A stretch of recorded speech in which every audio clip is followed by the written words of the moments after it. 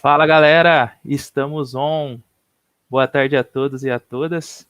Muito obrigado aí, pessoal, por estarem participando aí da Talent Match Week, nessa mentoria que hoje aí vai ser conduzida pelo Bruno.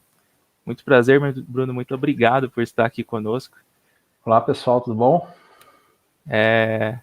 E a ideia, galera, hoje, né, é a gente explorar um pouco aí de uma tecnologia que vem ganhando muito espaço, né?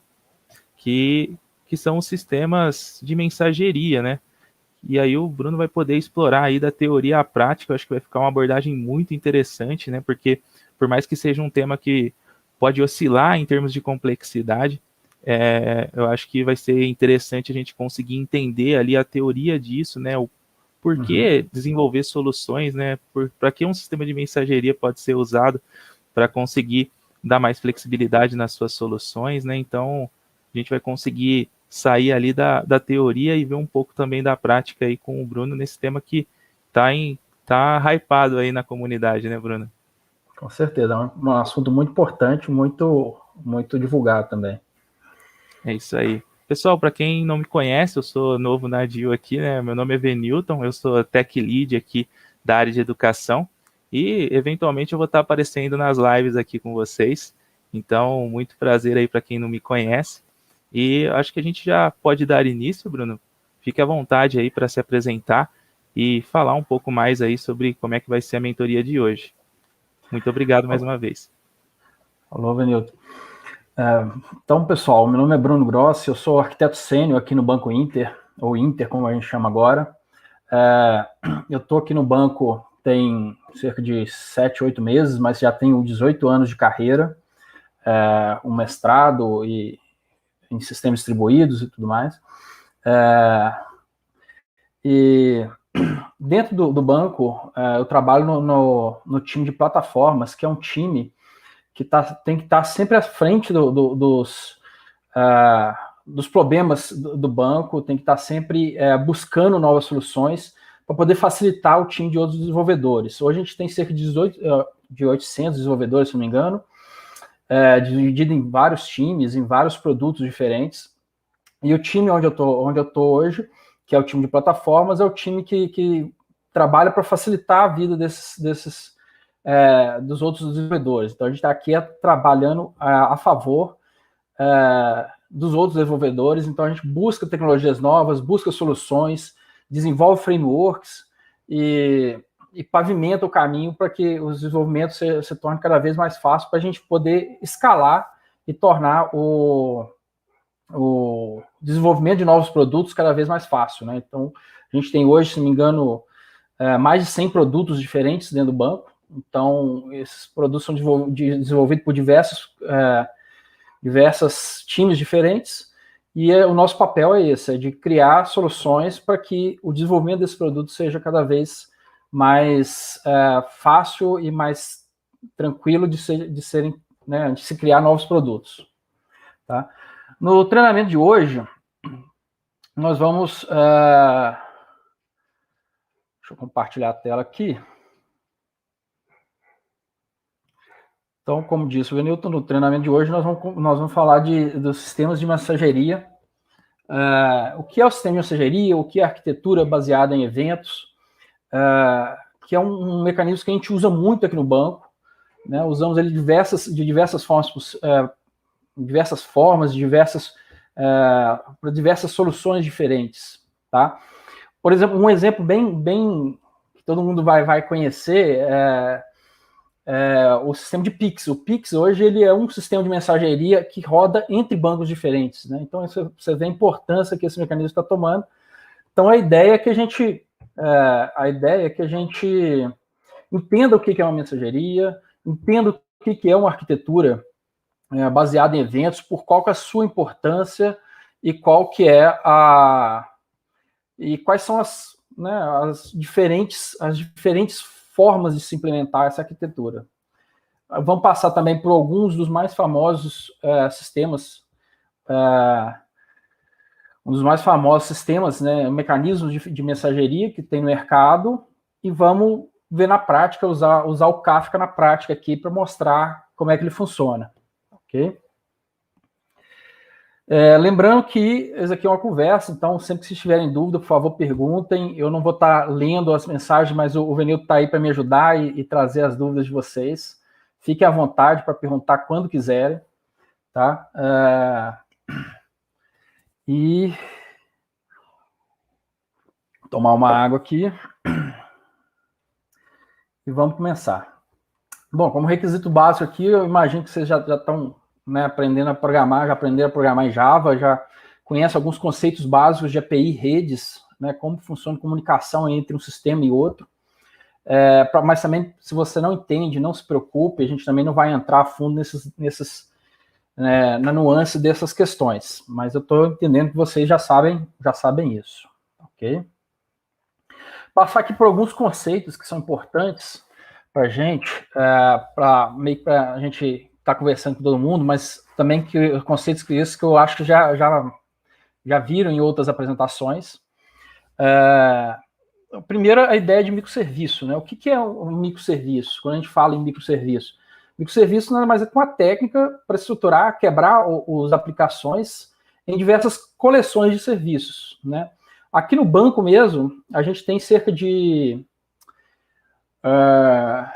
eu acho que já está chegando em quase 1000 serviços, microserviços, cada um com um propósito específico, com baixo acoplamento, né? Ou seja, eles se comunicam através de um protocolo bem definido, a maior parte se comunica através de REST, né? Uma API REST, mas muitos já se comunicam hoje através de eventos, como a gente vai ver aqui.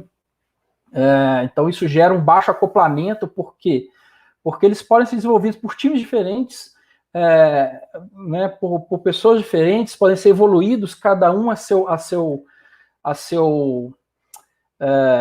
como digo, eles são evoluídos de forma individual, né, cada um a sua velocidade própria do time da necessidade daquele serviço, e eles podem também ser testados e validados individualmente, né, isso são os pontos bem importantes. Além disso, eles podem também ser implantados e escalados de forma diferente. Hoje, quando você imagina, a gente tem 800 microserviços, 1000 microserviços, alguns são mais demandados, outros são menos demandados. Então, por que a gente iria colocar todos eles com a mesma escala, com a mesma quantidade de memória e processamento, poder de processamento, se alguns alguns demandam mais processamento, outros não, né? Então, a ideia do microserviço é que aqueles que são mais requisitados, que demandam mais processamento, vão ter mais recursos de processamento na nossa nuvem, né? E aqueles que não demandam tanto, eles têm menos recursos para usar. Alguns, inclusive, podem ser escalados, a gente chama de scale to zero, né? Ou seja, ele pode, inclusive, ser escalado a zero. Ele pode estar ali desligado, o tempo todo desligado, e aí, eventualmente, quando entra em uma determinada situação bem específica, ele é ligado, executa e desliga novamente. É o que a gente chama hoje de serverless, né? Um mecanismo de serverless. Então, a ideia de microserviço, ele traz essa vantagem para a gente, né? Antes do microserviço, o que a gente tinha era um monolito aqui, você já deve ter visto falar dessa palavra, onde você tinha, né, a interface gráfica, os processamentos, a camada de negócio e a camada de acesso ao dado, tudo acessando aqui uma mesma base de dados, que, né, com os dados aqui tudo misturado e tudo. E aí, qual que era o problema disso? É que exatamente quando você tinha, por exemplo, esse rosa, se esse regra de negócio rosa, ela acontece muito eventualmente, e a azul, a regra de negócio azul, ela acontece o tempo todo, a rosa está gastando o recurso dele, já que ele está tudo no mesmo processador, né, com o mesmo recurso, com a mesma memória. Esse rosa está gastando memória que poderia estar sendo muito mais bem aproveitado pelo processo azul. Quando a gente vem para o microserviço, para a estrutura de microserviços, né, a gente tem aqui o serviço, a aplicação, a interface web aqui, acessando microserviços diferentes, cada um deles pode acessar outros microserviços, podem acessar serviços externos, ou suas próprias bases de dados. A ideia é que, né, eles tenham, inclusive, uma base de dados própria, que ela também vai ser escalada junto com o serviço. Aqueles que demandam mais dados vão ter mais recursos na base de dados, o banco de dados vai ser mais poderoso, e o outro que usa menos recursos vai ter menos serviço, menos recurso de memória e processamento. Tá? Então, essa é a ideia do microserviço. Só para a gente estar claro, essa visão de que eles podem, né, cada um com seus requisitos, com sua escala, ou seja, a sua quantidade de recurso e seu ciclo de vida diferente. Ok? A melhor definição que eu achei de mensageria, estava procurando uma definição de mensageria, a melhor definição de mensageria que eu achei foi do Dev Brito, onde ele fala que mensageria é um conceito que define que sistemas distribuídos possam se comunicar por meio de troca de mensagens, ou seja, eventos gerenciados pelo message broker.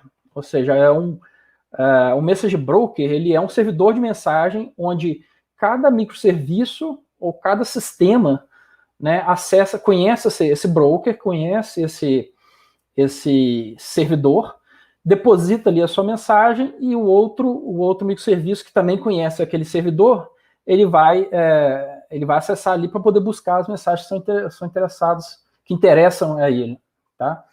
Além disso, essa mensagem ela vai ser enfileirada de acordo com os parâmetros desse broker e podem opcionalmente ser armazenadas em disco. Tá? Como a gente vai ver, alguns sistemas, alguns brokers armazenam, outros não. Outros deixam só em memória e se perdem, a mensagem se perde conforme for consumida. Ok?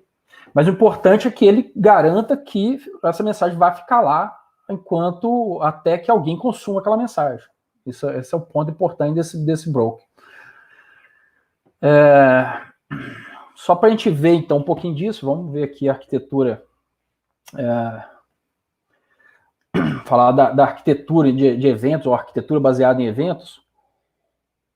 A gente pega aquele mesmo modelo que a gente viu de microserviço lá, e aí a gente coloca no meio do caminho aqui um cara chamado o Event Backbone ou Message Broker.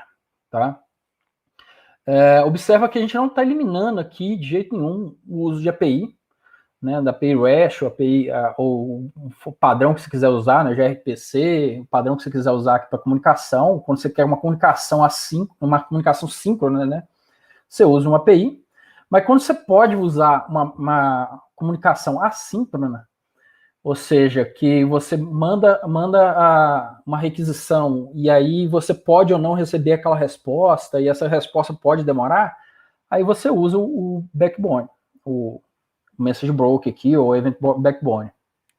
Tá? Então, observa aqui, né, o aplicativo ele chama esse microserviço que vai publicar um evento, e aí ele retorna para o app, ok, eu publiquei o evento aqui, fica tranquilo, quando tiver uma resposta eu te aviso. E aí ele postou para o backbone, veio um outro microserviço 7 aqui, estava esperando por esse evento, ele falou, opa, recebi aqui 3 eventos que o microservice 3 me mandou, vou processar eles, vou acessar minha base de dados, fazer cálculos que forem necessários para minha base de dados, usando minha base de dados aqui, guardar informação ou ler alguma informação, e vou publicar uma resposta aqui. O microserviço 3, né, vamos dizer, agora o microserviço 2 está escutando aquela resposta e recebe essa resposta e pode mandar para o aplicativo de volta. Tá? Interessante aqui que, por exemplo, pode ter em alguns casos, não é muito recomendável, mas pode em alguns casos ter inclusive o acesso externo, um sistema externo está escutando esse backbone. Como, por exemplo, o caso que eu falei com vocês do Pix, né? O Pix, no final das contas, é um Kafka rodando ali, é um message broker, que então cada banco se conecta a esse message broker e manda mensagens e fica escutando por mensagem ali acontecendo o tempo todo. Tá? Então aqui é como se fosse, esse nome aqui, Event Backbone, ele é usado, mas eu ouço muito mais falar em message broker ou barramento de mensagem. Né? Em português a gente fala também de barramento de mensagem. Podia ter traduzido aqui. Então, essa gente, né, se você coloca uma mensagem aqui e esse microserviço recebe essa mensagem, observa que a gente gerou um desacoplamento entre o microserviço 3 e o microserviço 7. Por quê? Porque o microserviço 3, ele não conhece mais o microserviço 7. O que ele conhece é o message broker. Ele manda mensagem, ele sabe comunicar aqui com esse message broker, assim como o microserviço 7 não conhece nada do microserviço 3. Isso gera um desacoplamento, que é ser vantajoso a partir do momento que, se o microserviço 3 muda completamente, gera uma versão 2 do microserviço 3 e ele é totalmente diferente do que estava esperado, eu não preciso mais alterar o microserviço 7 para que ele reflita isso. E vice-versa, né? Se o microserviço 7 gerar uma versão 4 lá que é disruptiva, é muito melhor e tudo, e ele mudou toda a forma como ele processa aquele tipo de mensagem, você não precisa trocar o microserviço 3, não precisa atualizar o microserviço 3, ele continua funcionando da mesma forma, porque essa interface do backbone, ela é como eu digo, ela é estável, né? É uma interface estável de comunicação aqui. Certo? Então, gerou esse desacoplamento aqui, e aí, né, em todas essas comunicações, a gente tem esse desacoplamento. Ok? Só para explicar mais um pouquinho, para não deixar passar, mas quer dizer, quando você chama uma API REST, né, é quando você quebra, fala esse cara que, não, agora o meu objeto de domínio aqui, ele é totalmente diferente, porque eu preciso de muito mais informações, e as informações organizadas de um jeito diferente. Né, eu vou ter que atualizar esse outro componente aqui para poder fazer essa nova chamada de serviço. Certo? Aqui não, nesse caso, a interface de envio de mensagem vai ser sempre a mesma e vai ser sempre, como é que eu falei? Constante. Certo? Isso, só que a arquitetura de eventos, gente, traz uma questão que é a inconsistência eventual. Tá? Os dados passam a ser, então, eventualmente inconsistentes. A gente vai falar um pouco mais disso, mas a questão é a seguinte, que imagine se você, só para falar bem rápido, imagine que enquanto esse microserviço aqui manda uma informação para cá, aí demora um tempo para esse outro microserviço pegar a informação e guardar nesse banco, se você consultar desse banco diretamente, a informação está diferente, né? Se esse app aqui acessasse esse banco de uma forma direta, por exemplo, a informação estaria diferente daquela que ele mandou para o microserviço 3, certo? Isso é o que a gente chama de inconsistência eventual. A gente sabe que, eventualmente, todos os dados vão estar consistentes, mas, eventualmente, ele pode, em alguns pequenos intervalos de tempo, a informação estar inconsistente, né? Ele pode, por exemplo, estar lendo desse microserviço uma informação e estar lendo do microserviço 3 outra informação. Por exemplo, que, né, igual eu falei para vocês, no caso do aplicativo, o app mandou para cá uma informação nova, esse salvou aqui, esse daqui vai atualizar a partir desse evento de resposta. Se esse processo demora, quando o app consultar a mesma informação no microserviço 2, ele vai estar com uma informação antiga, por um pequeno intervalo de tempo. Tá ok? Isso é importante a gente estar claro. Aí, a arquitetura baseada em evento, ela é meio que uma mudança de paradigma, no sentido de que, quando a gente tem a nossa arquitetura tradicional, né, onde aquela arquitetura que a gente antigamente chamava, inclusive, de arquitetura cliente-servidor, né, onde todas as informações são síncronas e tudo mais, eu tinha como meu fato importante, o meu fato mais importante era que os meus dados estivessem seguros. Né? Era importante que os dados fossem consistentes e seguros. Na arquitetura de evento, o importante é que eu garanta que os dados estão sempre transitando, né? Eles estão sempre trafegando ali e gerando novas informações, gerando novos processamentos, e estão ali trafegando. Então, o evento ganha importância no lugar do dado. Tá? Né? Antes a gente tinha a prioridade a preservar esse dado, agora a nossa prioridade é responder esses eventos. Quanto mais eventos eu responder, melhor para mim, porque eu vou estar processando mais coisa. Né? E hoje, no mundo onde a gente tem muitos dados, né, é importante se garantir que você vai processar seus eventos, é a sua prioridade, mais do que ter o dado consistente, o dado preservado e tudo mais. A fonte da verdade antes era a nossa base base de dados, a gente tinha normalmente um banco de dados grande, né, aí um grande banco de dados aí, um grande fabricante de banco de dados que todo mundo conhece, já deve ter ouvido falar, eram bancos enormes, né, e aquilo ali era a minha fonte da verdade.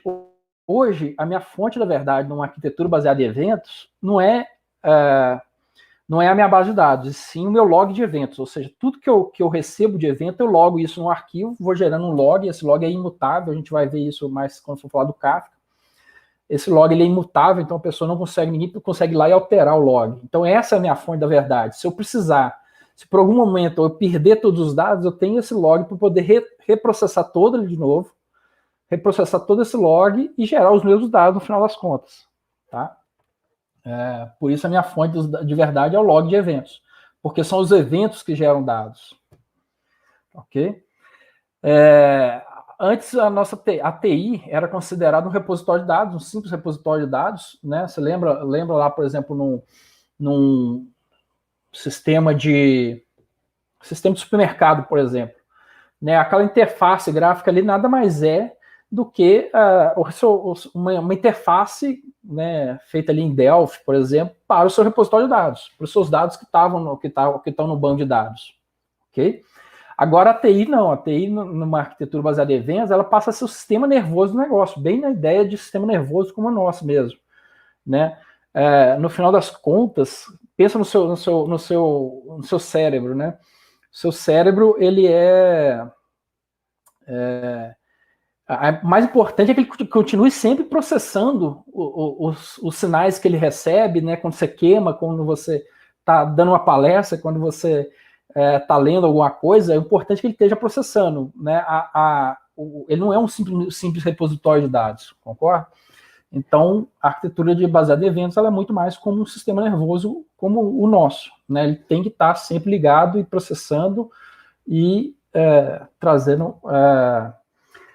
trazendo novos processamentos, novas informações, inclusive gerando dados para serem armazenados. Ok?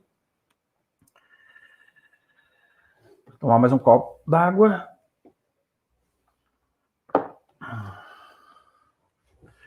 Bom, padrão, vamos falar um pouquinho dos padrões de mensageria que a gente tem. A gente não tem um único padrão de mensageria. O padrão mais simples, que é implementado por praticamente todos os mecanismos de mensageria, todos os sistemas de mensageria, inclusive foi o primeiro padrão a ser usado, é o first in, first out, ou seja, a gente tem aqui o broker, a fila de mensagem, o produtor envia a mensagem e um consumidor está lendo a mensagem, né? E aí ele sempre garante, essa fila de mensagem, ele garante que o primeiro que entrou é o primeiro que saiu, né? Chegou uma mensagem, ele vai colocar na fila, vai preencher na fila, a gente vai até ver um exemplo disso mais para frente, e aí quando o consumidor consome, ele vai tirar sempre o primeiro da fila, tá? Aqui a gente já observa uma grande vantagem aqui, que é o quê? Se isso daqui é uma fila, né, se o consumidor parar de executar, o que vai acontecer? Simplesmente a fila vai continuar aumentando, porque o produtor continua produzindo alguma coisa. Aí você liga o consumidor de novo, ele volta a consumir as mensagens até esgotar tudo, e aí, lógico, ele vai ter que ser mais rápido que o produtor para poder alcançar o produtor.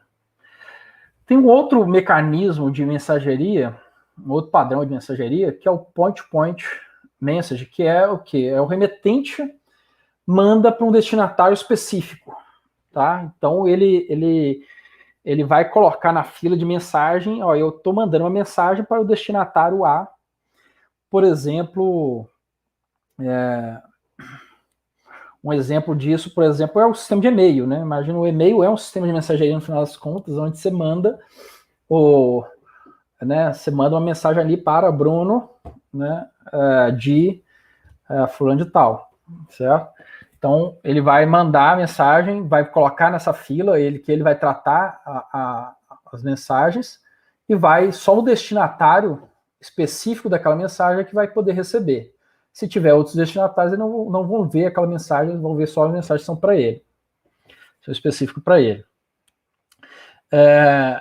Esse point-to-point, ele se divide em dois tipos aqui, que é o fire and forget, ou seja, ele manda, o remetente manda para a fila, confirma que a fila recebeu, né? Falou, opa, a fila recebeu a mensagem, eu não tenho mais que me preocupar com ela.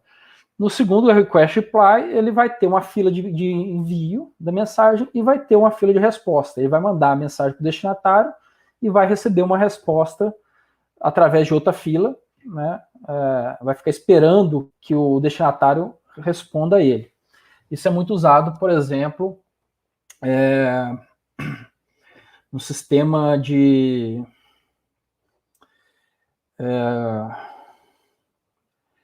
sistemas de chat, por exemplo, né? O sistema de chat, ele manda para uma fila, e aí quando você recebe aquela luzinha verde, por exemplo, indicando que o destinatário respondeu, aquilo é uma resposta, né, que veio por uma outra fila, tá?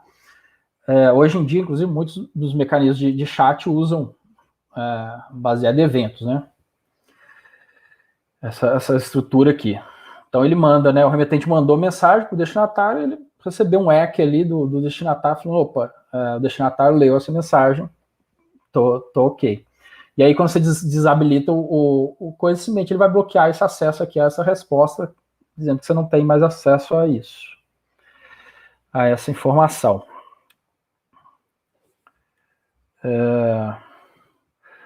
Um minutinho.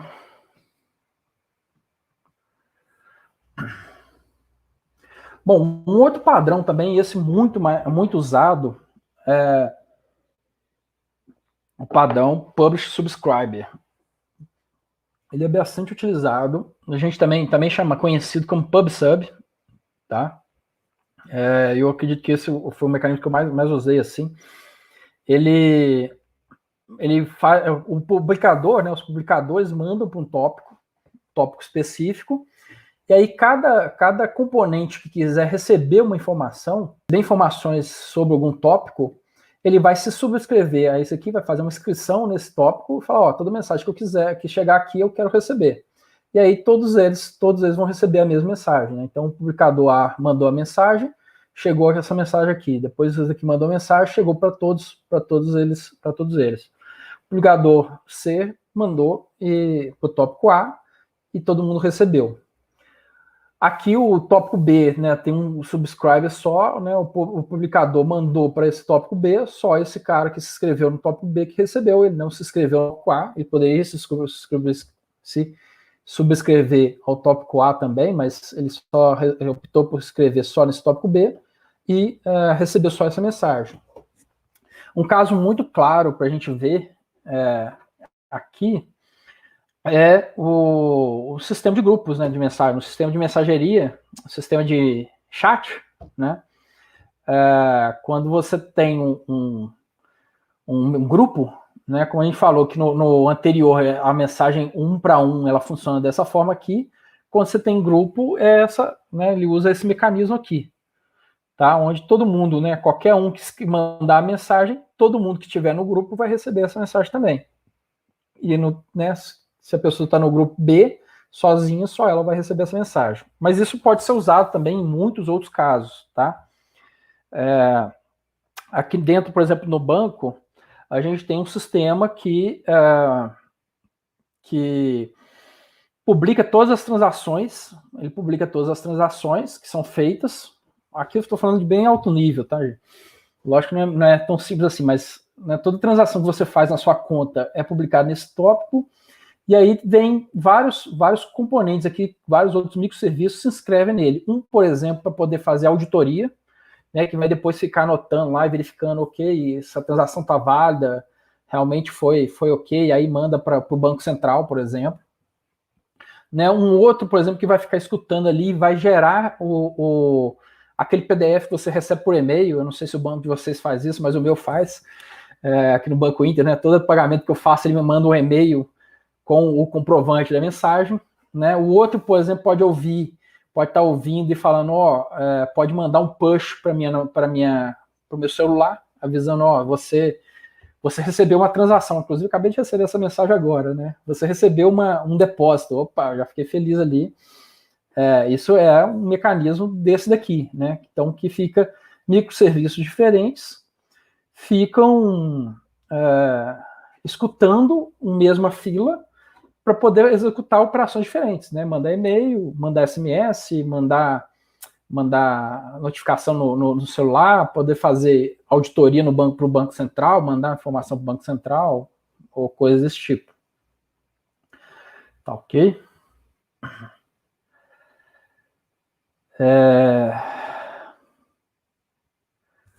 Como eu falei lá atrás, né, a gente tem a questão da persistência e durabilidade dessas mensagens. Os brokers são responsáveis por garantir, né? Quando o publicador manda uma mensagem, o publisher manda uma mensagem para o tópico, o que ele vai fazer é receber um ACK, falar que o message broker fala, ok, eu recebi essa mensagem está salva, e fica tranquilo aí que eu vou entregar ela para o destinatário, né? Ele não vai receber isso do destinatário em si. Aí ele recebeu o ACK aqui e vai mandar, né, para o subscriber. Então, o quanto essa mensagem dura aqui, né? Isso é configurável, depende de cada sistema de mensageria. Por exemplo, o SQS, que a gente vai ver, se não me engano, o máximo são 7 dias, o Kafka depende do tamanho do seu disco, ele não tem limite, né? Então depende do quanto de disco você tem para poder armazenar essas informações. Mas é importante que existe um tempo de vida dessa mensagem. Por quê? Porque se ninguém lê essa mensagem num determinado período especificado, ele vai ser descartado, e isso pode acontecer, né? Pode ter uma mensagem ali que chegou e não tinha ninguém para ouvir essa mensagem. Então, em algum momento, ela tem que ser descartável, tá? Então, e ao mesmo tempo que ele garante que se tiver alguém procurando por aquela mensagem, essa mensagem vai ser entregue, ele também garante que um dia essa mensagem, se ninguém procurar por essa mensagem, né, a qualquer momento, e não procurar a mensagem até um determinado tempo, ela vai ser descartada. Eu imagino que isso deve acontecer com o correio também, né? No correio, você tem um tempo para ir lá buscar uma encomenda que chegou para você lá no correio, se ela ficou ali parada ali por um tempo, eles vão ter que destruir essa mensagem ou devolver por remetente, não sei como é que vai acontecer, mas é essa a ideia. Além disso, tem um negócio que eu não notei aqui, mas é importante também saber que quando a gente fala, né, para o Message Broker ele ser resiliente, né, e está funcionando, ele tem várias instâncias dele. E é um sistema distribuído com várias instâncias, né, para poder que se um parar de funcionar, der algum problema, tem outro ali para suportar e continuar recebendo mensagem. E aí você configura também, uma outra configuração importante, nós vamos ver, se esse ACK que ele recebeu é só dessa instância que recebeu a mensagem primeiro, ou se ele vai esperar todas as mensagens, todas as instâncias receberem e confirmarem que recebeu para poder avisar o publisher que confirmou. Mas a gente vai ver isso mais para frente. Tá? Assim como também é combinado que o subscriber, quando ele recebe a mensagem, ele tem que avisar para o message broker, ok, eu recebi e já estou com a mensagem aqui na mão.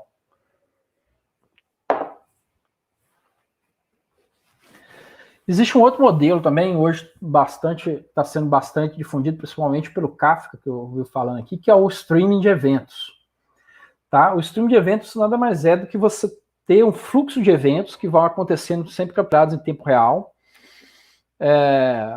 gerado por qualquer coisa, qualquer dispositivo, qualquer software, qualquer coisa. Vou dar uns exemplos, mas ele é um fluxo de evento que acontece, ele armazena, processa, né, trata ali, processa essa mensagem, encaminha para um ponto final e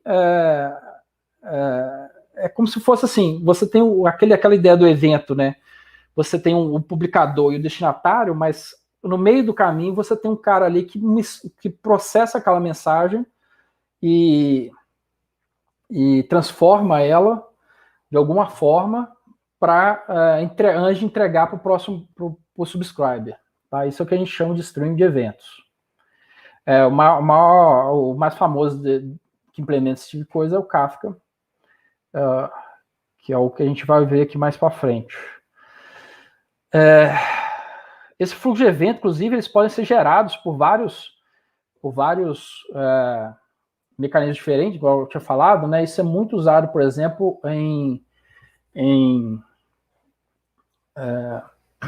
sistemas de IoT, né, o internet das coisas, os sensores de internet das coisas, eles estão sempre, a única coisa que ele faz é entender algo, né, receber uma informação do ambiente e processar e mandar para um fluxo de evento, certo?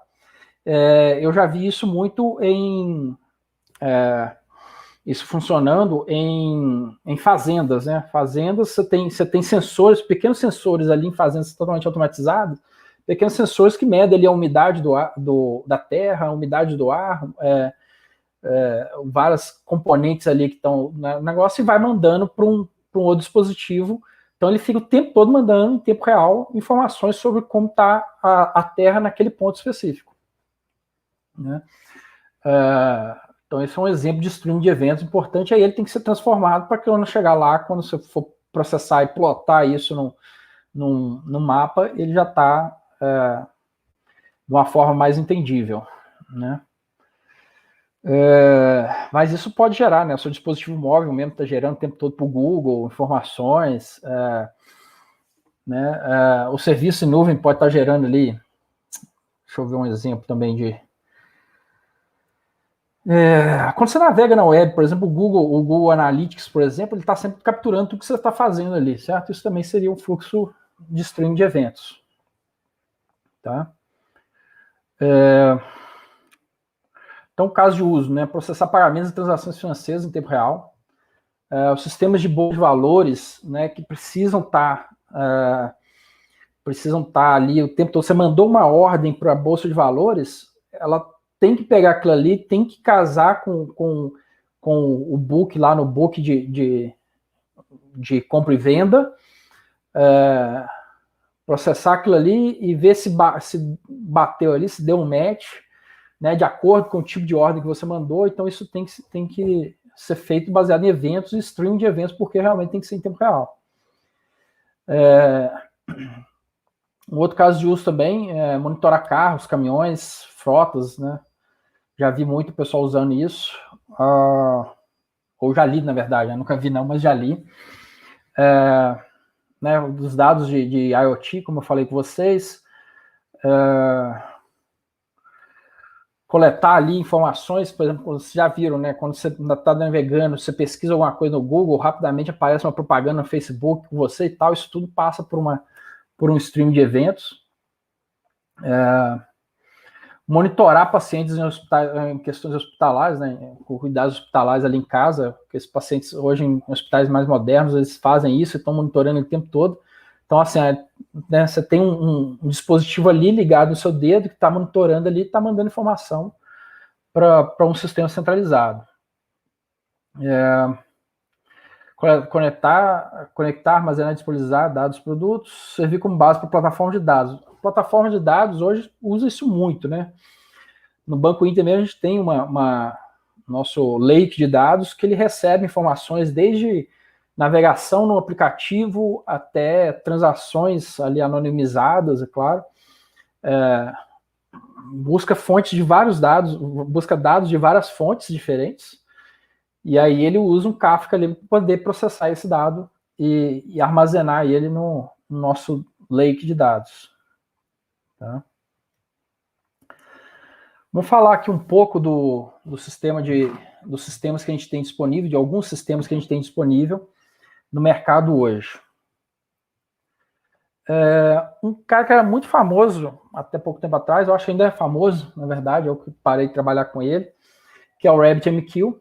Ele é um message broker de código aberto, segundo eles, o mais usado no mundo, mas eu acho que o Kafka já está passando o RabbitMQ como ele, mas ele é um sistema muito simples, baseado no protocolo AMQP, onde você tem aquele primeiro protocolo de fila, né, que eu falei com vocês, first in, first out. Você manda uma mensagem para ele e aí você tem vários consumidores aqui que vão recebendo essas mensagens. Aí a mensagem é entregue para um consumidor apenas, tá? Mas ele escolhe um daqueles consumidores ali para poder receber essa mensagem. E hoje em dia existe também, mas aí eu confesso para vocês que eu nunca trabalhei, que é o streaming. Ele já implementou esse protocolo de streaming através de um plugin para poder tentar competir ali com o Kafka e fazer processamento de mensagens antes de entregar, entre o produtor e o consumidor, ele processar ali dentro dele essas mensagens e fazer um streaming de dados. Tá? Mas eu confesso para vocês que eu nunca trabalhei, nunca vi funcionando. Um outro serviço também que a gente usa muito, tanto aqui no banco quanto pessoal de fora também, já vi em vários sistemas usando esse serviço, mas ele é gerenciado pela Amazon, né? Então é o Amazon SNS, ou Simple Notification Service. É um serviço muito simples da Amazon, de mensagem, onde ele pode, inclusive, fazer uma comunicação de uma aplicação para aplicação, ou seja, de um microserviço para outro, de um microserviço para app, ou qualquer configuração dessa, ou de aplicação para pessoa. Tá?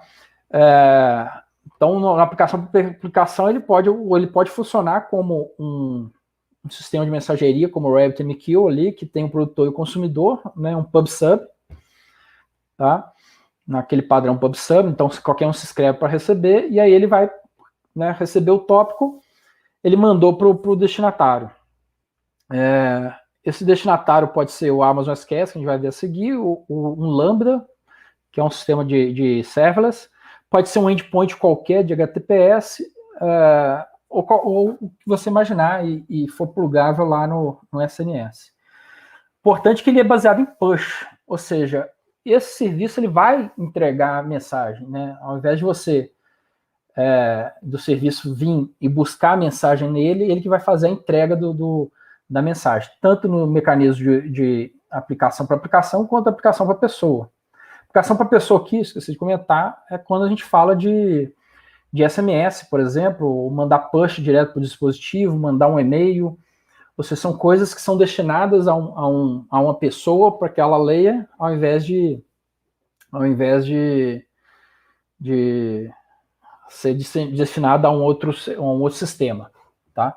Mas é importante, então, entender que isso aqui é baseado em via push, ou seja, ele está sempre mandando a mensagem para alguém. Então, ele recebeu uma mensagem, ele vai ter que entender para onde ele vai mandar essa mensagem e vai disparar essa mensagem, seja uma chamada para que a gente chama de callback, né, HTTP, seja ali uma AWS Lambda, seja uma outra fila, ou o que a gente puder imaginar aqui.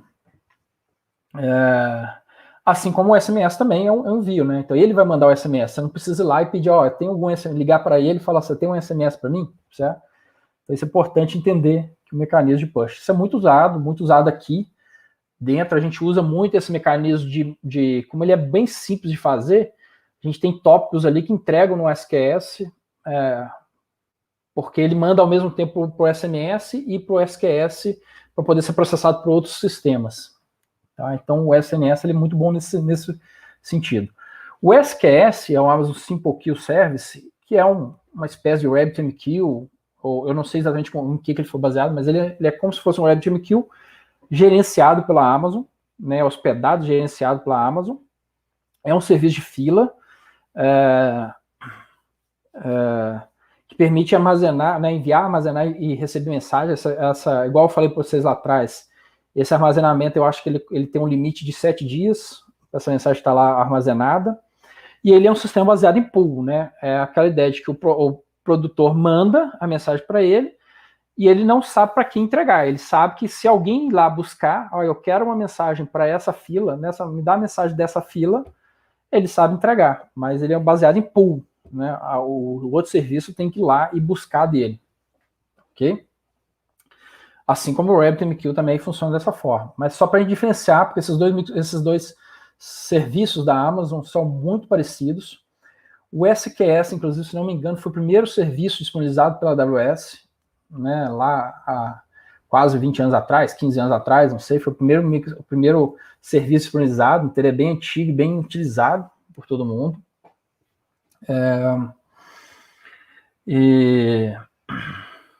Mas é importante entender a importância de um e do outro, que os dois são sistemas de mensageria muito úteis, muito interessantes, e inclusive, né, se comunicam ali nesse sentido de que o SNS pode entregar para um SQS também.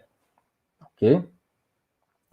E aí a gente tem o Kafka, que é muito falado hoje em dia, está muito em voga, muito pessoal discutindo, já está sendo muito evoluído, inclusive, tanto os casos de uso quanto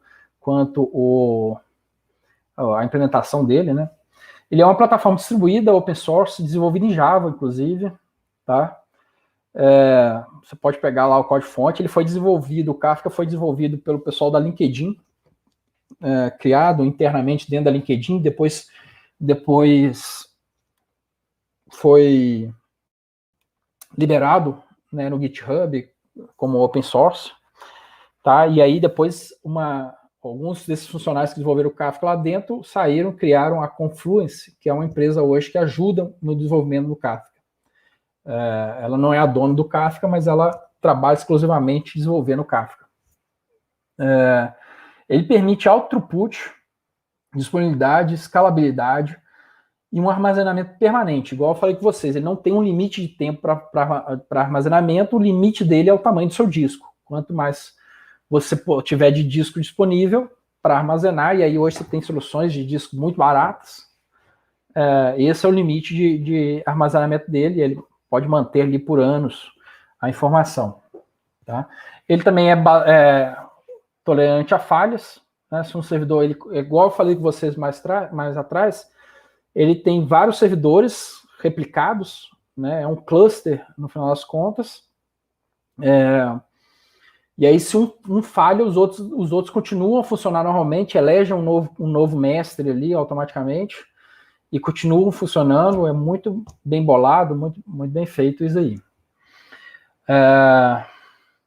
Ele tem um processamento de stream embutido, né? Ele consegue fazer um processamento ali entre o produtor e o consumidor. Ele tem a ideia de esquema registry, que permite que o produtor e o consumidor falem a mesma língua. O que é isso?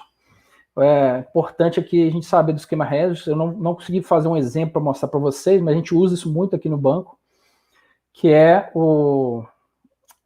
você definir como uma mensagem ela não tem um padrão único, ela no final das contas é um array de bytes. Para o Kafka, ele é um array de bytes, conjunto de bytes ali, e aí ele recebe um conjunto de bytes e entrega um conjunto de bytes. Então ele vem embutido um mecanismo de esquema registry que tenta filtrar mensagens que não atendem um determinado esquema, né? Então, por exemplo, se a gente usa JSON, vai usar um padrão JSON, e esse JSON ele tem que ter determinados campos específicos. Então, esse esquema registry ele valida essa mensagem antes de entregar para o Kafka, para o consumidor, e antes do produtor entregar para o Kafka. Tá? Meio que para conseguir que eles se comuniquem falando a mesma língua. E ele tem uma vantagem que ele conecta quase tudo. Ele tem uma interface de conexão muito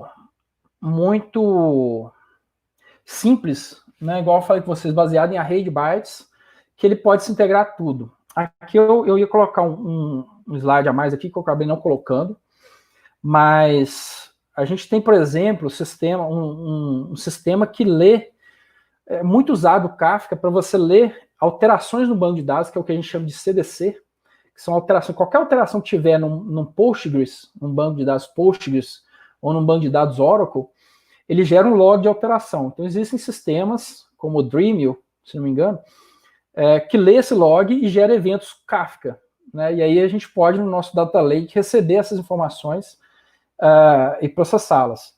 Então, ele tem conectores hoje implementados para tudo, desde esses CDCs, esses logs de CDC, quanto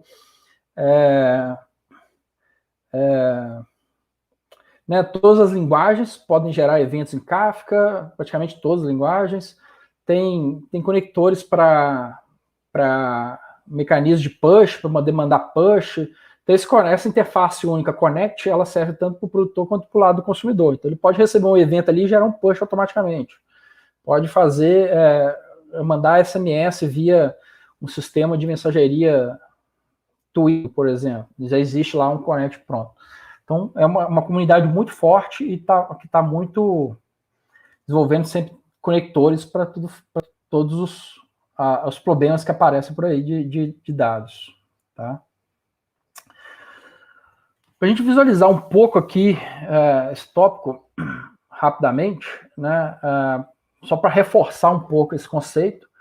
Então, a fila, né, é um tópico, que nada mais é que uma fila. Você tem um produtor e tem um consumidor que vai receber essa mensagem. Então, o produtor mandou 3 aqui, o consumidor começou a consumir, veio, consumiu, o produtor está na frente, de repente vão dizer que ele comitou, falou, ele já deu EC aqui, né, falando que eu recebi a mensagem 3, já processei a mensagem 3, recebi, não precisa entregar ela mais. Aí, vamos dizer que ele, logo depois que ele confirmou a mensagem 3, ele parou de funcionar. E o produtor, você não sabe, não conhece o consumidor, não sabe nada sobre ele, continuou produzindo informação. Tá? E aí, quando esse consumidor, a gente vai lá, né, identifica o problema, volta com ele para produzir, né, ele volta a produzir, a consumir do ponto onde ele tinha parado. Tá? Então, só para a gente visualizar que isso é interessante, porque aí você pode desligar, inclusive, desligar o consumidor, né? Nesse ponto aqui, eu poderia, em vez de ser ele parou de funcionar do nada, pode ser simplesmente uma atualização. Eu estou atualizando esse consumidor, fiz ele mais eficiente, por exemplo, né? Desliguei ele por um tempo, ligo ele novamente, ele continua exatamente da onde ele estava processando. E aí eu posso, inclusive, achei que eu ia ter aqui, mas eu posso ter várias instâncias desse consumidor para poder tentar ler essa mensagem mais rápida, né? Esse tópico aqui mais rápido. Ok? Tem um outro ponto aqui que o Kafka trouxe para essa ideia de tópicos, que é o de grupos de consumidores. Tá?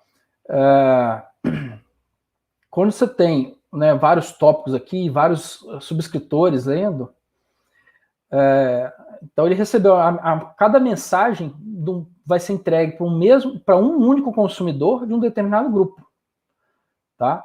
Esse cara vai mandar mensagens para esse aqui, mas a mensagem que chegou para esse não vai chegar para o 2. Só que se ele tiver num grupo diferente, ele vai chegar também para o grupo diferente, para esse consumidor do grupo diferente. Isso, qual que é a vantagem disso? A vantagem é que você pode escalar diferentemente cada grupo, e aí você tem, igual eu falei com vocês lá no exemplo, né? Tem um cara que lê para gerar log para o banco central. O outro está mandando SMS. Quer dizer, cada um desses é um grupo diferente e ele pode ter a sua quantidade de instâncias independentes ali. Tá? O número de instâncias pode ser independente. Falando um pouquinho de benefícios e vantagens aqui da arquitetura, rapidamente. Né, a principal vantagem dessa arquitetura é a comunicação de serviços. A comunicação acontece mesmo que eles não estejam sendo executados ao mesmo tempo, né? Como aquele caso que eu falei. O consumidor parou, o produtor nem sabe que ele parou, ele nem precisa se importar com isso. Ele vai continuar fazendo a produção dele e o consumidor vai, quando voltar, ele volta a consumir. E ele poderia o produtor parar, o consumidor também, ele não vai falar, opa, o consumidor aqui, o produtor parou, né? Ele não vai se importar disso. Ele sabe que quando chegar uma mensagem, ele tem que processar. Se não chegar uma mensagem, pode ser porque o produtor não tem a mensagem para gerar ou porque o produtor está sendo trocado, atualizado, está em deadlock, o que for. Então, essa comunicação ela acontece de forma assíncrona, como eu falei lá no final. É o contrário de quando você tem uma estrutura que não é baseada em eventos, né, uma comunicação síncrona. Se o produtor tivesse mandando a informação direto para o consumidor, o que ia acontecer quando o consumidor ia parar de funcionar? O produtor ia parar de funcionar, ele não ia conseguir conectar no consumidor para poder mandar a mensagem, ia dar um alerta ali e ia parar de funcionar também. Ok? Outra coisa é a questão do desempenho, né? Melhora o desempenho, porque eu posso ter, inclusive, né, aquelas filas que demandam mais processamento. Se o consumidor demora muito para processar, eu posso ter vários consumidores consumindo de uma mesma fila para que eles entreguem a mensagem de forma mais rápida. Lógico que aqui eu tenho que preocupar com a consistência eventual também, né? Se é um dado que precisa ser processado, como por exemplo o seu extrato, né? O saque tem que acontecer sempre depois de um depósito, né? Ele tem que ter um saldo ali. Então, nesse caso, a gente vai ter que ter um outro tratamento para fazer isso. Mas se são eventos que podem acontecer de forma paralela, eles vão você pode aumentar aqui o número de consumidor e processar mais mensagem ao mesmo tempo. Além disso, tem uma melhora na garantia de transmissão de mensagem, que é o quê? Você pode ter consumidores aqui que estão meio que em stand-by, para caso o primeiro parar de funcionar, esse aqui assume e começa a receber mensagem, certo? Então ele vem aqui, esse cara que parou, esse começou a receber mensagem, né? No caso que você tem que entregar da forma ordenada, como eu falei do caso extrato, né? Ele tá consumindo aqui, parou, vem um outro consumidor, liga um outro consumidor, e esse consumidor começa a consumir aqui. Se ninguém conseguiu processar, se esse cara aqui também, recebeu essa mensagem, quebrou também, por causa dessa mensagem, o que ele faz é o mecanismo de dead letter queues, que é o quê? Não consegui processar em N tentativas, nenhum consumidor, em vez de eu continuar quebrando o meu sistema, né, porque vamos dizer que a culpa do sistema, a culpa é da mensagem que foi produzida errada, eu continuo quebrando, ao invés de eu fazer isso, eu mando para uma dead letter queue, ou fila de carta morta, de mensagem, de evento morto, né, numa tradução livre, que aí eu libero essa mensagem, falo, essa mensagem não conseguiu ser processada e continuo processando o restante das mensagens. Ok? Desvantagem, o aumento da complexidade, realmente é um sistema muito mais complexo, de tanto de você implementar, colocar em produção, quanto de você debugar, né, essa mensagem, porque se ele quebra, você tem que sair analisando todos os serviços, em que ponto essa mensagem quebrou, aconteceu uma quebra, né? E além disso, a questão da consistência eventual que eu falei com vocês. Né, e a gente precisa tratar isso, igual eu falei com vocês, se eu tenho um determinado dado que ele tem que ser processado em determinado ordem, né? Eu tenho que tratar isso de alguma forma, eu tenho que achar um algoritmo para tratar isso. E existem algoritmos para tratar isso. Da mesma forma como quando eu tenho assim, né, um serviço, manda um evento, ele recebeu do broker a informação de que recebeu. Ele está livre disso? Às vezes não. Às vezes ele precisa a confirmação de que alguém salvou na base de dados lá e manda para cá. Então existe o Saga, que é um algoritmo ou um padrão de código para poder resolver esse problema, né? De que se esse cara aqui não confirmar em determinado tempo, eu retento, mando a mensagem de novo, mas se esse aqui recebeu, ele estava só demorando e aí mandou a informação para o banco de dados, eu recebi o mesmo evento, eu não posso processar de novo, eu não posso tirar o seu saque de novo, né? Fazer o seu saque repetido, tá ok? Então, para tudo isso, existem algoritmos que são mais complexos, claro, para resolver esses problemas. E tem uma curva de aprendizado mais íngreme também, existem configurações que variam muito, que precisam ser refinadas para cada caso de uso, então isso gera uma curva de aprendizado maior também. Tá? Vamos ver um pouquinho de código, que é o que a gente gosta, né? Inventei aqui um caso bem simples, onde eu tenho, né, em Java, então eu estou aqui com o Kafka, deixa eu primeiro ligar o Kafka aqui, eu vou usar, para ligar o Kafka, alguém tem uma dúvida por aqui, até aqui, quer falar alguma coisa, antes de a gente entrar em código? De qualquer forma, a gente tem Eu acho que dúvidas aí? Pode seguir, Bruno. Eu já anotei aqui algumas dúvidas do pessoal. O pessoal tem algumas dúvidas interessantes aqui, mas a gente deixa para o final. Aí a gente faz um pancadão de dúvidas aí. Pode seguir com a parte prática. Obrigado. Então, esse exemplo aqui, ele está inclusive lá no meu GitHub. Aqui o endereço. Um exemplo bem simples de Kafka. Então, só para mostrar para vocês, eu vou usar o Docker, né? Não sei se todo mundo conhece o Docker ou não, mas também não é importante aqui para o nosso momento. Vou usar o Docker para levantar o Kafka. O Kafka ele traz hoje 3 componentes, que é o Zookeeper, o servidor dele em si e o esquema Regis, que eu falei. Então ele precisa levantar esses 3 servidores. Para eu não ter que usar isso na minha máquina, eu vou usar o Docker para ligar. Criei aqui um Docker Compose. Se alguém souber usar o Docker Compose, tá tá lá no GitHub também, é só usar ele.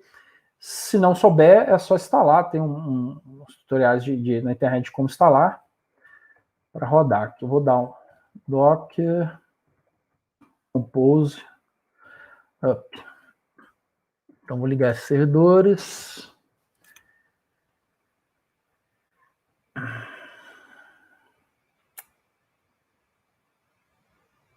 Na verdade, eu tinha que ter feito, fiz errado. Tem que ligar um "-d" aqui para poder deixar a gente trabalhar nessa tela. "-d" ele faz um detect, né?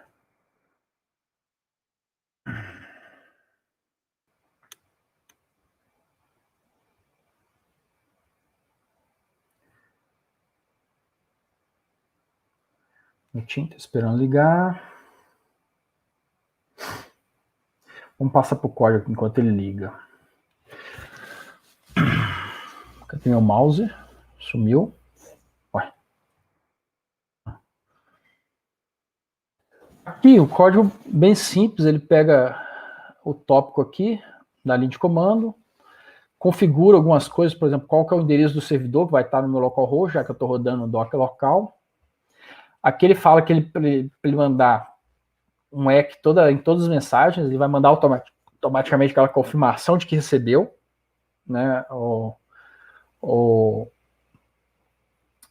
na verdade, esse cara é o produtor, né? O produtor ele vai pedir que o servidor do Kafka confirme que todas as instâncias dele receberam. No nosso caso aqui a gente vai ter uma instância só, não faz tanta diferença. Aqui é algumas outras configurações de memória e tudo que ele vai usar. Tá? Aqui o meu serializador, igual eu falei com vocês, é importante o serializador porque eu vou tratar a mensagem, eu vou enxergar a mensagem como string, mas o Kafka ele enxerga sempre como binário, né? Um array de bytes. Tá? Então, por isso é importante eu configurar aqui um serializador que vai converter esse string em um array de bytes. Lá no consumidor a gente vai ver que tem um deserializador que vai transformar o array de bytes em uma string, para poder ler lá como string. E aí eu vou mandar 100 eventos aqui, o que o produtor faz é isso, ele manda 100 eventos, esperando um segundo entre cada um deles, para aquele tópico. Tá? Então é um exemplo bem simples aqui. O consumidor, ele vai receber também aqui o tópico e o grupo, como parâmetro, vai se configurar também para conectar no meu servidor, falar que o grupo é esse grupo, um autocommit aqui, vai configurar o deserialize, como eu falei com vocês, falando, ó, você vai receber como string, como array de bytes, mas eu quero tratar essa mensagem como string. Eu quero ler ela como string. Poderia ser inteiro, poderia ser um JSON, poderia ser um objeto complexo aqui, né, qualquer classe Java. Mas para cada um você teria um deserializador específico. Tá? E o que ele vai fazer é o quê? Ele vai dar um pull a cada 100 milissegundos, né, ele dá um pull, ou seja, ele se conecta, como eu falei com vocês, ele não é um push, né? O Kafka não vai acessar o meu consumidor para poder entregar a mensagem. É o consumidor que vai ao Kafka e vai de tempo em tempo perguntar ao Kafka, tem uma mensagem para esse tópico? Tem uma mensagem para esse tópico? Certo? E esse tempo em tempo ele é definido aqui pela duração de 100 milissegundos. Ok? Então, se não chegar nada em 100 milissegundos, ele retorna com um array vazio aqui, com uma lista vazia de records, e aí eu não vou nem processar ele. Tá? Se chegar diferente de vazio, eu vou processar e imprimir essas mensagens. Ok? Bem simples aqui, então eu liguei o servidor, deixa eu até confirmar aqui do OKPS, sim, tá os 3 servidores ligados no meu Docker local. Então vou ligar aqui, criei um scriptzinho, bem simples aqui, de consumidor, que ele nada mais que chamar o MVN para executar, tá? Aí ele já compila e executa para mim. Vou rodar ele aqui, consumer1sh. Então, observe que ele vai chamar o simple consumer, passando como argumento o nome do tópico teste e o grupo como grupo 1. A partir desse momento, cadê? Está compilando ainda, né? O Maven está compilando. Aí ele falou, opa, estou inscrito no tópico teste do grupo 1. Ok? E aí aqui, nesse canto aqui, a gente vai ligar o produtor. O produtor é aquele que vai conectar no tópico e vai mandar a cada 1 segundo uma mensagem nova. Ó, já começou a receber, tá vendo? Então ele está mandando a mensagem desse lado, né? Como se esse cara aqui fosse um microserviço, esse aqui é outro microserviço. Tá vendo? Então ele está recebendo né, uma chave evento 0 e um valor chamado valor 0. Poderia ser aqui um extrato, né, onde ele fala depósito, saque, depósito e o valor, por exemplo. Né? Uma chave indicando qual o tipo de evento e o valor seria o valor específico daquele evento. Então, aqui ele vai recebendo isso aqui. No nosso caso, a gente está só imprimindo e mas poderia estar processando aí de uma forma, salvando o banco e tudo mais. Tá? Vou parar aqui, porque vai demorar um pouquinho. Observe que na hora que eu parei de produzir aqui, o consumidor parou de consumir. Claro, não tem mais nada. Se eu voltar a produzir, tá, ele voltou a gerar mensagem aqui, ó, voltou a gerar mensagens no consumidor. Se eu paro o consumidor, o que vai acontecer? Aqui ele continua gerando mensagem, certo? Mas não tem ninguém consumindo. Então eu vou colocar aqui, vou ligar o consumidor de novo. Vamos dizer que eu troquei a versão dele e tal, e estou subindo de novo, ele se inscreveu no grupo teste. Ele tinha consumido até o evento 8, observa que agora ele vai ter que consumir o evento 9, né? Está na ordem aqui. Está demorando, não sei porquê. Só para dar um susto na gente. Tá vendo aqui? Recebeu o evento 9, trouxe tudo aqui, os demais eventos e continuou consumindo. Ok? Um outro teste aqui. Se eu tivesse 2 consumidores, cada um rodando num consumer 1. Esse aqui vai estar no grupo 1, esse aqui vai estar no grupo 2. O que vai acontecer nesse caso? Aqui ele recebeu, como ninguém tinha consumido para o grupo 2 nenhum evento, aqui ele já chegou já recebendo todas as mensagens que estavam na fila. Lembra que eu comentei com vocês que o Kafka mantém as mensagens de forma durável, né? Até que o seu disco acabe ou alguma configuração você faça ali para ele apagar. Então, o consumidor 1 chegou, ele falou, opa, já estava todo mundo consumido, para esse grupo já tinha consumido todas as mensagens, então não tem nada para consumir. Aqui, esse segundo aqui falou, opa, eu sou do grupo 2, eu não sou do grupo 1. Né? Então, ele veio e entregou todas as mensagens que já tinham sido processadas antes, já tinham sido produzidas antes. E agora, se eu ligar um produtor, agora todos os dois vão receber os eventos novos. Né? Aqui ele está falando exatamente de offset. O offset é como se fosse aqueles quadrinhos na fila, né? Ele está num offset maior aqui, porque eu já tinha feito alguns testes antes de começar o vídeo, né? Então ele está produzindo, esse aqui é um offset, que não é uma informação que não é muito importante, o importante são os eventos que estão acontecendo aqui. Ok? E aí eu parei. Se eu parei esse consumidor aqui, continua lá, esse aqui recebendo, esse não está recebendo, mas se eu voltar, o que vai acontecer? Não, está produzindo aqui, errado. Consumidor 2, desculpa. Está demorando um pouquinho para receber, mas daqui a pouco ele recebe as mensagens. Deve estar ainda fazendo um handshake ali para poder, a comunicação com o Kafka, poder se registrar nele. Aí chegou as mensagens que estavam faltando, que eu não tinha recebido antes. Não tinha feito o teste do produtor, mas isso aqui eu vou torcer para dar certo. Né? Se eu tiver 2 produtores, tem esse aqui produzindo. Aqui ele está recebendo, mas aí eu ligo um segundo produtor, que vai produzir também para o mesmo tópico, né? Como ele está produzindo o mesmo tópico, aqui começou a receber dos dois, né? Tá vendo? Que ele está recebendo mensagem 10, o evento 10 desse produtor, e ao mesmo tempo que ele está recebendo o evento 4 desse produtor aqui. Tá? Então, eu posso ter N produtores também, né? Escalar o número de produtores também para gerar no mesmo tópico. Não é problema, e esse consumidor, para ele, tanto faz, né? Indiferente para ele quantos produtores tem no final das contas. O importante é que ele está recebendo mensagem, está produzindo as mensagens. Ok? Esse exemplo é muito tranquilo de rodar, está lá no GitHub para vocês brincarem aí com Kafka e subir. Recomendo que suba com Docker e tudo, o comando.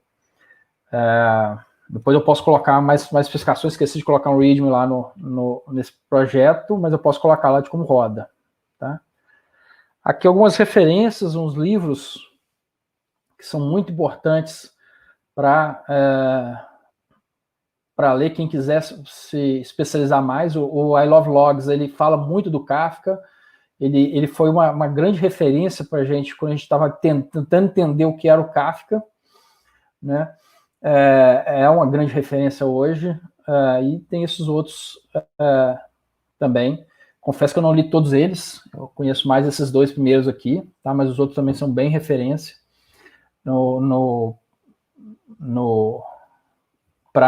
não só para Kafka, mas para sistemas baseados em eventos.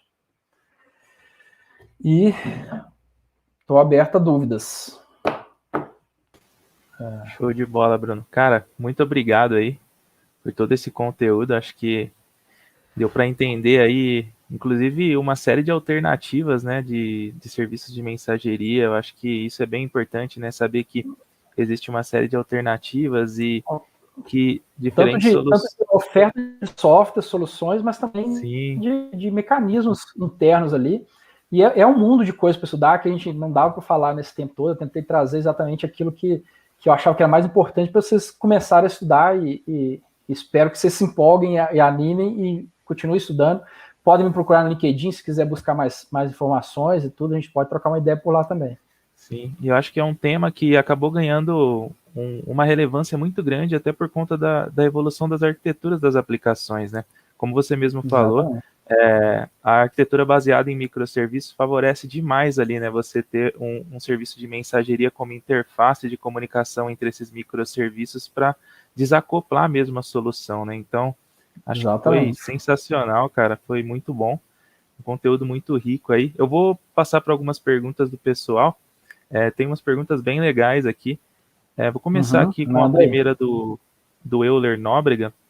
Ele se adiantou um pouquinho aí, ele falou logo lá no começo, perguntando se você poderia falar um pouco sobre a diferença aí, né, do Kafka, o RabbitMQ e o SQS da AWS lá, que você chegou até a comentar, né, um pouco sobre os 3.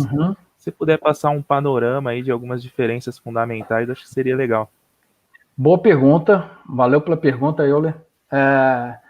Então, o RabbitMQ e o SQL, eles são bem semelhantes. Eles são bem semelhantes no princípio que eles usam a ideia de filas pub-sub, first in, first out, certo? Com entrega, mandou, entregou. Eles são muito baseados nessa ideia, né, de você ter uma fila com vários subscritores ali que vão processar e receber uma mensagem. Cada mensagem vai ser entregue para um subscritor diferente. Né, o Kafka, ele já traz alguns mecanismos mais complexos, um pouco. Ele permite o processamento do streaming de dados, e ele tem essa ideia das partições e grupos, né, onde você tem... você vai entregar, não um para um, né, uma mensagem para um subscriber, mas você vai entregar uma mensagem para um grupo, para um subscriber de um determinado grupo, certo? É só um subscriber de um grupo que vai receber. Mas se você tiver subscribers de grupo diferente, vários vão receber ao mesmo tempo. Essa eu vejo que é a principal diferença. Além disso, tem também a questão de como eles são implementados, algumas coisas internas ali, e o Kafka tem essa vantagem de ter o mecanismo de processamento de streaming, né? De você poder processar a mensagem entre uma ponta e outra, você poder processar essa mensagem. Coisa que o RabbitMQ, inclusive, está correndo atrás com esse plugin que eles surgiram nos últimos anos, que eu nunca trabalhei com ele está correndo atrás para fazer isso. E o SQS não tem essa possibilidade de fazer processamento de streaming entre o produtor e o consumidor. ok? Eu acho que essas são as principais diferenças. O SQS tem a vantagem de ser totalmente gerenciado pela Amazon, ele escala automaticamente, você não precisa se preocupar com recurso nem nada, usou, pagou, né, mas ele escala automaticamente e ele vai estar ali e nunca vai cair, né, a princípio nunca vi ele cair, você não precisa se preocupar com ele. Apesar que existe também um serviço da Amazon que é um Kafka gerenciado também. Nunca vi usar também, nunca vi ninguém usar, mas existe esse serviço onde ele poderia escalar o Kafka ali para fazer. Mas no final das contas, todos eles são sistemas distribuídos, né, ou seja, um cluster de sistemas para poder aumentar a resistência e que processam filas. A diferença mais é como eles implementam isso e esse mecanismo que o Kafka traz de vantagem a mais, de permitir que isso entregue a vários consumidores se estiverem em grupos diferentes. Legal, okay? Bruno, show de bola. Tem uma outra pergunta aqui na sequência do Axel, que eu acho que você até comentou sobre, né, o pessoal até respondeu aqui depois na sequência, o Matheus também interagiu ali, que ele pergunta que quando uma mensagem é retirada, né, do Message Broker, né, porque pode ter vários microserviços ali consumindo, né, e aí eu acho que vai muito em linha com aquela questão do tempo de retenção que você falou, né, que tem as configurações ali que podem variar, e até de ferramenta para ferramenta existem algumas configurações padrão, né, que pode variar. Então, isso. Mas tem uma coisa, eu até lembrei, obrigado, Axel, pela pergunta, porque eu até lembrei de uma questão importante aqui que eu acho que a gente precisa reforçar.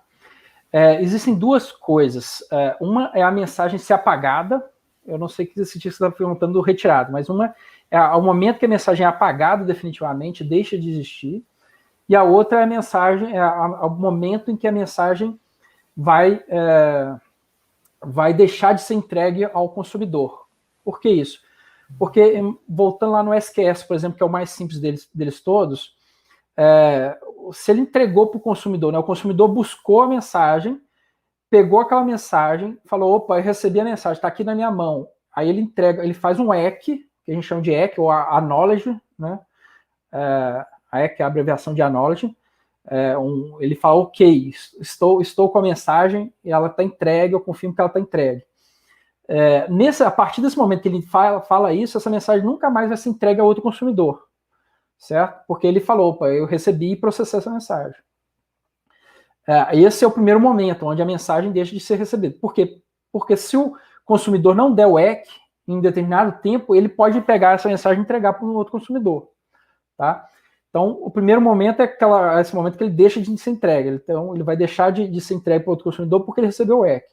Um segundo momento é o tempo, igual a gente falou, que é o tempo que ele deixa de existir. Depois de, né, mesmo com o EC estando ali, ele ainda é persistida a mensagem, ela existe ali numa base de dados interna para você recuperar em caso de pane geral, né?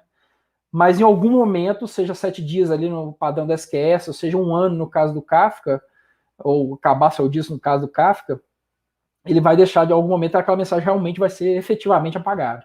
Então existem esses dois momentos. Agora, por que dois microserviços podem querer ler a mesma mensagem?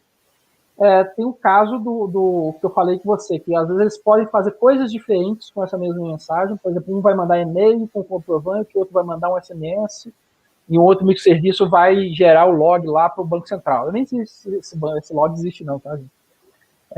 Mas vai gerar um log lá para o Banco Central validar. Então, são funções diferentes para ler a mesma mensagem.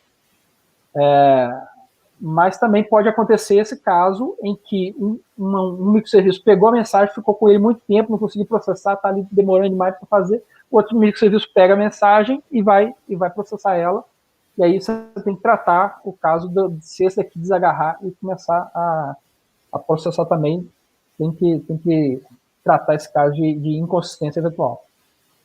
Já está respondido. Legal, Bruno, valeu. O Maziaf que falou um pouquinho sobre assim, as eventuais diferenças também entre o RabbitMQ, né, e o próprio Kafka, né, ele fala que ele acha que o RabbitMQ é o mais usado mesmo, né, porque muitas vezes nem toda aplicação precisa de um Kafka, e aí ele complementa ali, falando que o Kafka vai muito além da mensageria, né, e aí acho que vale a pena falar um pouquinho aí. Verdade, Manzaf. O RabbitMQ e o SQS são muito mais simples do que o Kafka. E aí eu concordo com você que provavelmente eles são mais usados pela simplicidade. E o Kafka realmente vai muito além. Concordo 100% com você está certíssimo. Eu que tenho trabalhado muito com Kafka ultimamente, a gente acaba gerando essa impressão de que está todo mundo usando Kafka, mas você tem razão. Ele não deve ser o mais usado mesmo não, porque ele é muito mais complexo de usar do que usar, configurar e de ter o caso de uso para ele. Né? Concordo com você. Obrigado pela correção. Não, é legal. Eu acho que são pontos de vista interessantes, né? Porque hoje, com a questão de ter agora, que você ter a possibilidade de usar um Kafka totalmente gerenciado, por exemplo, lá na AWS, também facilita demais, né? Você acabar optando por essa solução, né? Então, muitas vezes, talvez um impeditivo, né? Na maioria das vezes, para escolher uma solução desse tamanho é você ter que gerenciar aquilo, né? Então, hoje, você ter isso como uma opção baseada em serviços, acho que acaba abrindo bastante os horizontes aí do Kafka como um todo, né? Em termos de solução. Com também. Certeza, né? Facilita bastante a implantação dele, que não é uma coisa simples também. Né? Legal. Mas, em compensação, tem o seu custo também, né? Eu acho que acaba saindo um pouco mais caro do que você ter sua própria instância, mas é um trade-off bem interessante aí. Perfeito, é isso aí. Tem uma pergunta aqui, Bruno, do Gustavo, que ela é muito específica, Gustavo Xavier. Eu até posso tentar ajudá-lo também aí. Ele pergunta se você já trabalhou aí com o Message Driver Bean, que é lá do JVE, do EJB. Eu cheguei a trabalhar... bem lembrado, Gustavo. Eu cheguei a trabalhar com isso aí há alguns anos atrás. E ele está falando aqui que ele faz a publicação, né? É um esquema de Publish Subscriber ali, né? Baseado em listeners. E, pelo jeito, ele está tendo um problema com isso. Porque na sequência ele mandou aqui que, usando essa solução para enviar um JSON, por exemplo, ele falou que está publicando, né? E os subscribers ouvem. Porém, na hora de receber a variável, ele não está conseguindo instanciar, né? Ele perguntou se tem como contornar isso com algum recurso em memória. É complicado, né, de responder uma questão assim. Sem conhecer o caso, realmente. Acho que tem uns 15 anos que eu trabalhei com JVE.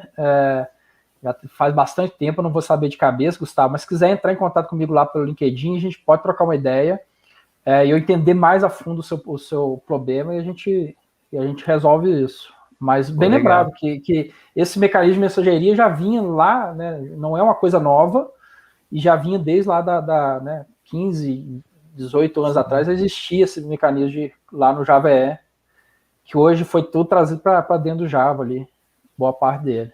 Bem lembrado. Legal, massa. Tem uma pergunta bem legal aqui do Maziaf de novo. Ele pergunta quais ações a gente tem que tomar sobre a DLQ, né, que seriam os Dead Letter Skills, que são ali as mensagens que o Kafka não consegue encontrar um tópico em específico, elas ficam ali, né, num tópico especial de mensagens que não conseguiram ser entregues, né? Como vocês lidam com isso hoje? Existe alguma estratégia? Tem algo a comentar? Sim, eu inclusive discuti isso recentemente com o pessoal aqui, pessoal que está fazendo um sistema muito, muito crítico realmente, onde eles esperam que nenhuma mensagem falhe, nenhuma mensagem deixe de ser processada, e o que eles fizeram lá, no caso deles, eu já vi várias soluções diferentes, mas no caso deles, realmente, eles criaram um microserviço que fica escutando essa deadline kill, e, eventualmente, se aparecer essa mensagem, que eles esperam que não aconteça, porque é um sistema muito crítico, mas se aparecer a mensagem, ele vai, inclusive, mandar via SNS um SMS para os responsáveis, tá? Porque realmente é um sistema extremamente crítico, né?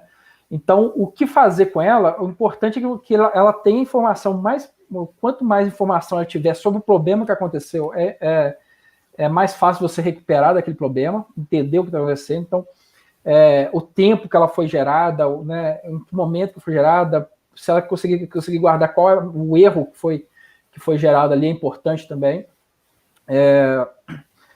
E aí, qual ação tomar realmente, né, depende da criticidade do seu sistema. Né? Nesse caso deles, ele dispara e-mail e chega a mandar SMS para a pessoa que está de plantão. Né? porque é um sistema extremamente crítico, se chegar uma mensagem nessa dead letter kill.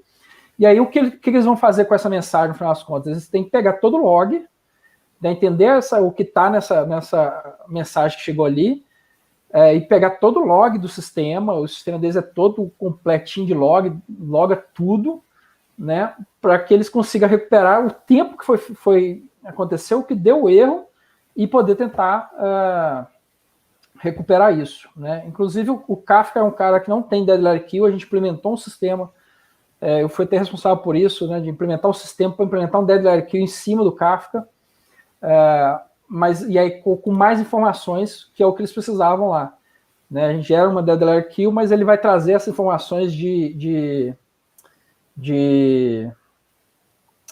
qual erro aconteceu, em que máquina aconteceu, né, em qual pod do cluster aconteceu ali, todas as informações que são necessárias, certo?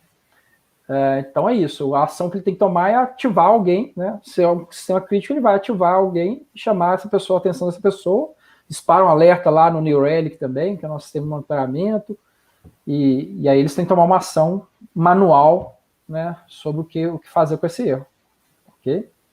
Legal, show de bola, show de bola. Tem mais umas 2 perguntinhas aqui, Bruno, acho que aí a gente encerra. Tem 2 bem interessantes aqui para a gente encerrar, acho que vão bem em linha com algumas das coisas que a gente estava falando. Isso aqui eu achei bem legal. O Christian perguntou se o Kafka tem algum mecanismo para enxugar as mensagens, né? Considerando que tudo é gravado em disco, a gente sabe que isso vai crescer exponencialmente, né? E existe alguma estratégia de compressão, algo que é usado nesse contexto, ou seria só a questão de expiração dos dados ali mesmo para remover dos tópicos? Boa pergunta aqui, Christian. Eu confesso para você que eu não entendo a fundo o mecanismo de armazenamento do Kafka. Ele inclusive permite que você plugue sistemas diferentes de armazenamento. Então, eu acredito que ele possa, sim, guardar ali em gzip, alguma compressão, mas esse não é o ponto importante do armazenamento do Kafka, né? O mais importante, o Kafka mais se preocupa não é com espaço, e sim com a imutabilidade daquele log, certo? Esse é o ponto mais importante para ele na hora de armazenar. Ele tem que estar em ordem e tem que estar imutável, né? Você não consegue chegar lá e alterar o log do Kafka, por exemplo. Então ele usa, inclusive, um sistema de arquivos, que não é um sistema de arquivo que a gente usa no computador normal, é um sistema, se não me engano, baseado no HBase, se não me engano. Ele tem um sistema de arquivo próprio para ele, para poder garantir isso, né? O mecanismo de imutabilidade. Essa questão de espaço, eu confesso para você que eu não sei. Eu imagino que ele deve comprimir, sim, mas eu não vou saber te responder isso com precisão, tá ok? E eu acho porque que ele é também, plugável, né? sim, eu acho que também pode ser responsabilidade de talvez alguma outra solução, né? Você mesmo falou sobre uma estratégia baseada em data lake, por exemplo, para armazenar esse volume imenso de dados, por exemplo, né? Para não sobrecarregar o Kafka, por exemplo. Enfim, poderiam existir alternativas nesse sentido também, né? Sim, eu acho que a gente não deixa nenhum sistema aqui guardar por um ano, né? Apesar de falar que teoricamente pode ficar guardado por um ano, mas a gente nunca chega a isso. Realmente ele tem um tempo, e no final das contas, se a gente precisa daquele ali por mais do que esse tempo, a gente vai estar num data lake, como você falou. Exato. Você tem razão. Show de bola, show de bola. Tem mais uma pergunta bem interessante, eu acho que aí é bacana que puxa para algo real aí, né? O Mazer perguntando de novo, obrigado aí pela participação mais uma vez. Ele perguntou aí se você poderia falar um pouco sobre os desafios aí do Banco Inter referente à implementação do Pix, né? Que ele supõe aí que vocês usaram muita mensageria, até pelo que você comentou aí, né? Para cumprir os requisitos de performance do Banco Central. Se puder falar alguma coisa nesse sentido, seria legal. Poder até posso, mas eu confesso para vocês que eu não sei, né? Não acompanhei a fundo isso. Era um mecanismo que, quando eu entrei no banco, já estava em testes. O que eu entrei foi ajudando um pouco ali exatamente no Kafka. Então, eles têm um Kafka interno que roda internamente ali e tem uma comunicação com o Banco Central. Eu sei que dentro do Banco Central roda um Kafka, inclusive, né? Eles contrataram a Red Hat para implementar esse Kafka lá dentro. para fazer essa comunicação, mas detalhes realmente, infelizmente, eu não sei. Se soubesse, eu poderia falar, eu acho que não tem nenhum problema disso, mas eu não participei diretamente desse projeto, participei mais só dando alguma ajuda ali na hora que eles precisavam implantar um Kafka local, né? Então, mas ele passa para um Kafka local para poder depois processar essa mensagem aqui para depois enviar para o Banco Central. Mesmo porque o Pix, não sei se vocês sabem, se você manda um Pix para uma outra pessoa e é do mesmo banco, ele não precisa ir no Banco Central, né? Então, ele passa para um Kafka local, faz essa tomada de decisão aqui, se ele tem que ir para o Banco Central ou não, ou se é uma transação local, né? Para depois ir para o Kafka lá que roda dentro do Banco Central. Mas, infelizmente, eu não sei detalhes sobre isso, não estava no time que implementou. Cara, sensacional, sensacional. Bruno, agradeço mais uma vez aí pela sua disponibilidade, assim, pelo seu empenho na apresentação e na preparação do conteúdo. Assim, o material de apoio está muito bom mesmo. Já compartilhei o link do repositório com a galera, eu encontrei o seu GitHub lá, Legal. já encontrei o repositório e passei para o pessoal. E agradecer aí a todos também pela presença, e se você quiser dar o seu recado final aí, fica à vontade. Pessoal, eu queria só então, dizer que esses sistemas de mensageria, eles são muito úteis, muito importantes, mas também são complexos, precisam de mais, né, quem dera poder ensinar isso tudo em uma hora. Nem sei se eu também sei tudo ainda, porque realmente é um mundo de coisas para fazer. E eu espero que vocês gostem e se interessem e busquem mais informação e que a gente troque informação sobre isso. Quem sabe vocês venham ajudar a gente aqui no banco. Com esse mecanismo, precisamos de bastante gente aqui. E acho que né, todo mundo está usando isso, toda grande empresa precisa disso, então é um ponto muito importante para vocês estudarem e que vale a pena o esforço de aprender e entender isso. Queria agradecer a presença de todos vocês, estou muito feliz de estar aqui, obrigado pela oportunidade de estar aqui falando com vocês, e é isso, fiquem à vontade para me contactar, me achar nas redes sociais e trocar uma ideia aí. Perfeito, Bruno, muito obrigado, agradeço aí mais uma vez, e a gente vai encerrando por aqui, pessoal, agradeço a presença de todos aí, e até a próxima, e sempre estudando, hein, pessoal, até mais. Isso aí, Tchau, bons tchau. estudos.